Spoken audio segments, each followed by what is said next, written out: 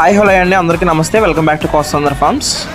ఇప్పుడు నా customers followers అందరికీ ఉపయోగపడే చిన్న విషయం గురించి చెప్పడానికి వచ్చానండి. సో దయచేసి చివరి వరకు చూడండి, లైక్ చేయండి, కామెంట్ చేయండి, నలుగురికి షేర్ చేయండి. ఒకవేళ మీరు యూస్ చేసుకోకపోయినా నలుగురు యూస్ చేసుకుంటారు కదా.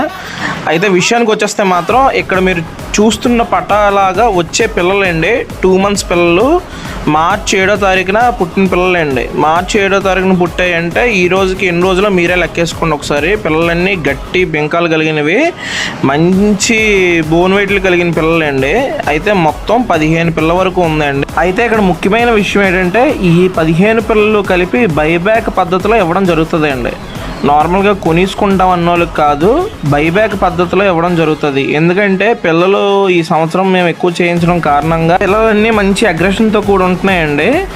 అయితే మాకు ఇక్కడ ఇబ్బంది ఏంటి వస్తుందంటే, ఏదైనా పిల్ల వీక్ అయితే ఆ పిల్లలు అన్నీ చంపుకొని పీక్కొని తినేస్తున్నాయి.